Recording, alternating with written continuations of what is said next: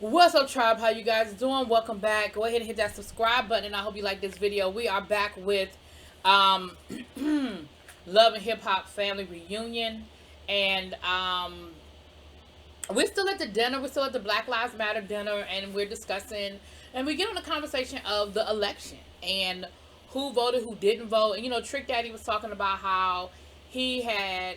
It took him 10 years to get his. Well, it might have been longer than that to get his rights back to vote. Because he's a felon, and what he had to do to get the right. He said this is the first time he's ever voted in an election, and that's a very valid conversation when we start talking about felons and the right to vote and restoring their rights and what they have to go through. And each state is different. In some states, each county is different. But it is important. They talked about statistically, somebody at that table voted for Trump. Statistically. That doesn't mean everybody that voted for Trump. And Paris brought up a good point. Paris was like, listen, everybody here ain't, like cult-like Trump supporter. But there are some Kanye Trump supporters.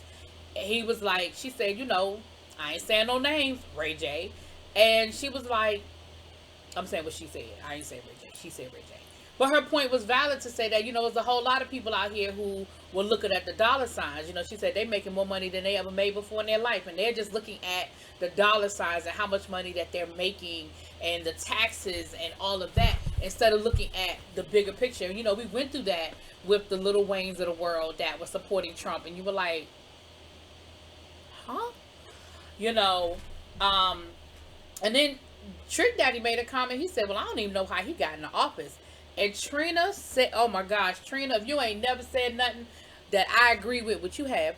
But in that moment, your point was so valid. She said, Trump got in office because men didn't want a woman in office.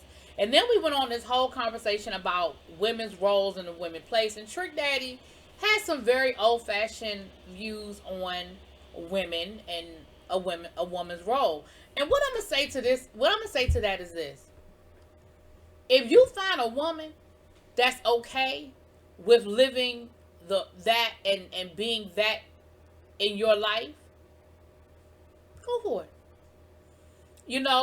I mean, at the end of the day, I don't necessarily agree with Trick's thoughts. He's talking about a woman's role and that a woman, a man's job is to take care of the house and a woman's job is to make sure that the man is good when he gets home. Listen, there are a whole lot of women out here who are okay with that. And there are a lot of men who feel that way. And then there are a lot of men who don't, who feel differently and vice versa. So I ain't going to sit here and beat Trick up for how he feel. Listen, he just got to find a woman that's cool with that.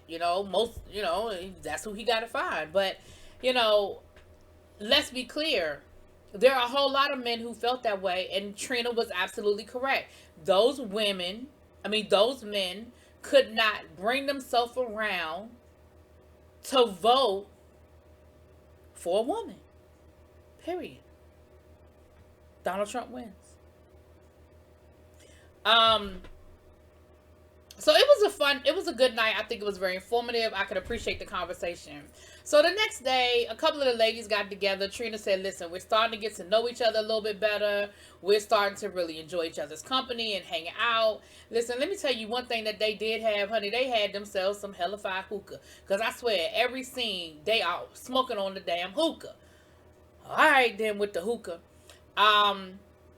So we had Paris, Joy, Trina, and Sierra. And they were just talking about women in the industry and women's roles and how women are not valued, doing their part for the community, being the role models that they know they need to be. And Trina brought up a point. She said, there are men who've always tried to tell me, I made you. And Trina was like, listen, you helped me, but you didn't make me. And that men need to really understand that in context, So it wasn't that deep of a conversation, but again, conversation amongst girlfriends that, needed to be had or what have you. Then we had Trick Daddy having the most awkward conversation with April. He said that he'd been watching April work out in front of his house. In front of his room all week since they've been there. And so he invited her to come in, and he said, listen, it ain't like that. She got here 5 minutes before y'all got here talking to the camera crew. He said, ain't nothing going on with us. But you could see that he was trying to shoot his shot, but he didn't really know how to shoot his shot. He wasn't sure about shooting his shot. And he was awkward. So in that moment, I didn't know if that was a conversation that production set up, and he was just trying to go along with it, or if he really was just that awkward and uncomfortable trying to shoot his shot. But, child, it was an epic fail. I mean, poor April had to sit there and listen to this man ramble on and flirt with her and talk about how nice she looked, talk about her pretty complexion, and he even said something about, like, I feel like you was the kind of girl that when you was younger, you wasn't the prettiest, and you kind of grew into your looks. And then he was trying to figure out her nationality, and she was like, just ask me. Like, if you want to know my nationality, if you want to know what I'm mixed with, just ask me what I'm mixed with, Trick. I'll tell you, you know. It was awkward. It was a really, really awkward conversation, but whatever. Then we have Sierra, Jasmine, and Paris. Lord, Sierra, not Sierra, what's her name? Not Sierra. Carly Red. Listen, I'm so sick of Carly and playing Mama the Year with her daughter. Like, I gave you a little something last week when I was like, I could appreciate how you was like, listen, I ain't your friend. But now you're doing too much. Because now you trying too hard. Girl, you can't wear that shirt. You grown. Oh, well, if you grown, you can pay your own bills if you grown. And Sierra was like, Jasmine was like, it's just a sheer shirt. Like, I put on a bra, I'll be all right. And, child.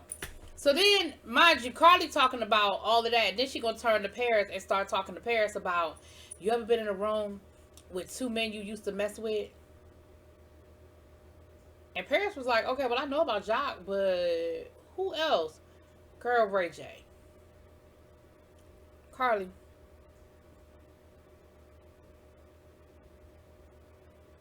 Ray J, Carly.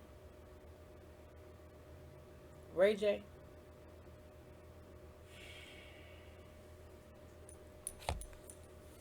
I'm not even gonna say nothing. I'm gonna just let y'all marinate in that. So you've been there all week, and there are at least two men that you have known biblically. Okay. All right then. So then we have a conversation with Mendices, Fizz, and Scrap.